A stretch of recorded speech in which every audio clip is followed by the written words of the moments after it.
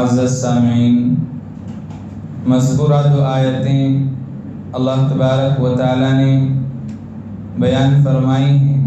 پہلی آیت میں اللہ تبارک و تعالیٰ نے آپ علیہ السلام پر جب نازل فرمائی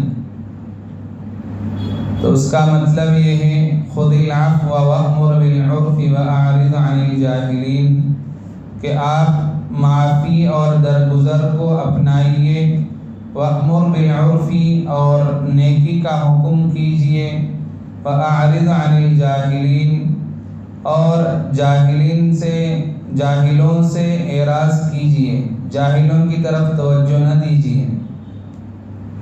اللہ تبارک و تعالیٰ نے اس آیت میں درگزر کو اور معافی کو بیان فرمایا ہے۔ اسلام میں اس بات کی اجازت ہے کہ کوئی جانی یا مالی نقصان کوئی پہنچا دے تو بدلہ لینے کی تو اجازت ہے، لیکن اخلاق کا اعلیٰ درجہ یہ ہے کہ آدمی اسے معاف کر دے۔ اخلاق کا اعلیٰ درجہ یہ ہے کہ آدمی اسے معاف کر دے۔ آپ علیہ السلام کو اللہ تبارک و تعالیٰ نے اخلاق حسنہ عطا فرمائے تھے۔ ساری امت کے لیے ہمارے آقا جناب محمد رسول اللہ صلی اللہ علیہ وسلم کی زندگی نمونہ ہے۔ لقد کان لکم فی رسول اللہ اسوۃ حسنہ، آپ نے زندگی گزار کر دکھایا ہے، عملی طور پر دکھایا ہے کہ کس طرح زندگی گزاری جائے۔ کئی واقعات ایسے ہیں کہ غیر بھی آپ کے اخلاق کو دیکھتا اور آپ پر زیادتی کرتا، آپ کو برا بھلا کہتا، لیکن آپ اس کا بدلہ نہ لیتے، بلکہ محبت اور شفقت کا انداز، محبت کے ساتھ پیش آتے، تو وہ غیر پر اتنا اثر ہوتا کہ وہ خود آپ کے اخلاق کو دیکھ کر ایمان قبول کر لیتا تھا۔ یہ آپ کے اخلاق حسنہ ہیں۔ تو آپ نے اخلاق حسنہ کی تعلیم دی ہے، معاف کرنے کی تعلیم دی ہے۔ ایک حدیث میں رسول اللہ صلی اللہ علیہ وسلم نے فرمایا خذ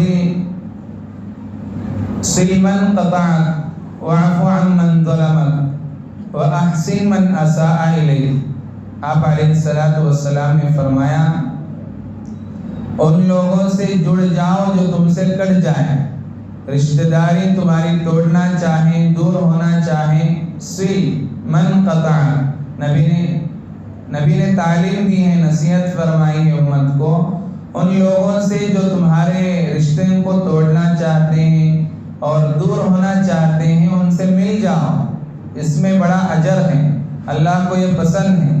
صل من قطع واعف عن من ظلمک، اور جو تم پر زیادتی کریں، زبردستی کریں، تم اسے معاف کر دو، یہ آپ کے اخلاق ہیں۔ وَأَحْسِن مَنْ أَسَاءَ إِلَيْكَ، اور جو تمہارے ساتھ برائی کا معاملہ کرے، برا سلوک کرے، تم اچھا سلوک کرو۔ آپ علیہ السلام کی یہ تعلیمات ہیں، ہم آپ کے امتی ہیں، ہمارے لیے چاہیے کہ ہم آپ کی تعلیمات پر عمل کریں۔ اسی کو فرمایا خذ العفو، کہ آدمی اپنی زندگی میں ہر شعبے میں جہاں بھی معاملہ آئے وہاں معاف کرنے کا اپنے آپ پر عادت ڈال دے۔ ایک واقعہ ہے حضرت عمر رضی اللہ عنہ کے زمانے کا کہ ایک آدمی آپ کی خدمت میں آیا۔ حضرت عمر رضی اللہ عنہ بڑے صحابی ہیں جن کے بارے میں نبی نے فرمایا لو کان بعدی نبی لکان عمر، میرے بعد کوئی نبی ہوتا تو حضرت عمر ہوتے۔ ایسے زبردست بڑے صحابی ہیں۔ آپ کی خدمت میں ایک شخص آیا اور آپ کی خدمت میں آنے کی اجازت مانگی، آپ نے اجازت دے دی۔ آیا اور آپ کو برا بھلا کہنے لگا کہ آپ انصاف نہیں کرتے وغیرہ وغیرہ، بہت ساری باتیں کہنے لگا۔ حضرت عمر بڑے جلالی تھے، آپ غضبناک ہوئے، غصہ ہوئے اور یہاں تک کہ مارنے کے قریب آ گئے۔ تو اس شخص نے یہ آیت پڑھی خذ العفو وأمر بالعرف وأعرض عن الجاہلین، کہ یہ نبی پر اللہ تعالیٰ نے نبی کو یہ حکم دیا ہے خذ العفو وأمر بالعرف وأعرض عن الجاہلین، کہ معافی کو تم اختیار کرو اور نیکی کا حکم دو۔ جب یہ آیت اس شخص نے حضرت عمر کے سامنے پڑھی، سارا غصہ ٹھنڈا ہو گیا، اور نبی کی اس بات کو جب انہوں نے سنا تو سارا غصہ جاتا رہا اور ایک قدم بھی آگے نہیں بڑھے، رک گئے اور اس آیت پر عمل کیا۔ تو ہمیں بھی چاہیے کہ ان واقعات سے سبق حاصل کریں اور اپنے اندر معافی کا جذبہ پیدا کریں۔ اللہ تعالیٰ عمل کی توفیق نصیب فرمائے۔ آگے کی آیت میں اللہ تبارک و تعالیٰ نے فرمایا وَإِذَا قُرِئَ الْقُرْآنُ فَاسْتَمِعُوا لَهُ وَأَنصِتُوا لَعَلَّكُمْ تُرْحَمُونَ، جب قرآن مجید پڑھا جائے فَاسْتَمِعُوا لَهُ تو اسے کان لگا کر غور سے سنو، وَأَنصِتُوا اور خاموش رہو، لَعَلَّكُمْ تُرْحَمُونَ تاکہ تم پر رحم کیا جائے۔ قرآن مجید ہم جانتے ہیں اللہ کی معزز اور مقدس کتاب ہے، جس کا ایک ایک حرف برکت ہے، جس کا پڑھنا بھی برکت ہے، جس کا سننا بھی برکت ہے، جس کی تعلیم کا سننا بھی برکت ہے، ہر چیز برکت ہے۔ تو اس کا ادب بتلایا کہ جب قرآن مجید پڑھا جائے، چاہے نماز میں ہو چاہے غیر نماز میں ہو، جب قرآن مجید کی تلاوت ہوتی رہے تو اسے غور سے سننا چاہیے۔ غیر نماز کا مطلب یہ ہے کہ کوئی قاری صاحب تلاوت کر رہے ہیں اور ہم باتیں کر رہے ہیں۔ قرآن مجید میں صاف طور پر کہا ہے صرف سنو نہیں، فاستمعوا عربی کا لفظ ہے، فاستمعوا یعنی غور سے کان لگا کر سنو۔ اتنا کہنے کے بعد اور فرمایا وَأَنصِتُوا خاموش رہو، جب قرآن مجید پڑھا جائے تو خاموشی کا لحاظ رکھو اور غور سے سنو۔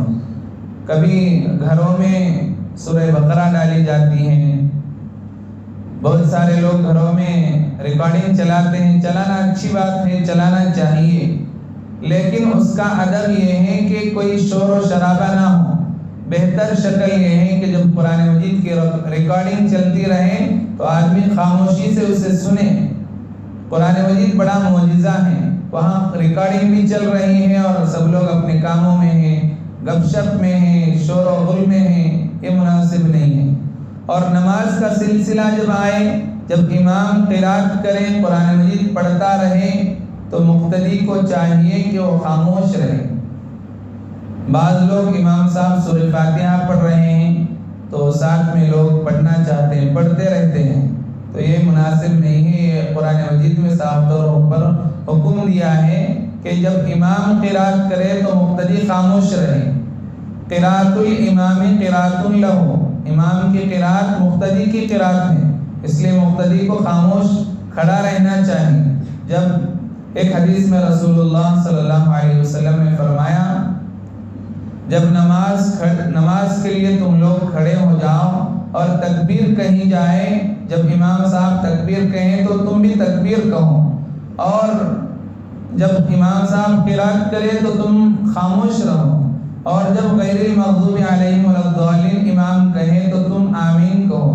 اس حدیث سے ہمیں پتہ چلتا ہے کہ مقتدی کو خاموش رہنا چاہیے، تکبیر کہی جائے تو خود تکبیر کہنا چاہیے، اللہ اکبر، اور اس کے بعد ثنا پڑھنا چاہیے، سبحانک اللہم و بحمدک، یہ ثنا پڑھنا چاہیے۔ اس کے بعد جب امام قرات شروع کرے، سورہ فاتحہ شروع کرے تو خاموش کھڑا رہنا چاہیے اور قرات کو سننا چاہیے، اور جب غیر المغضوب علیہم ولا الضالین کہیں تو آمین کہنا چاہیے۔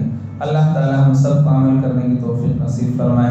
وآخر دعوانا الحمدللہ۔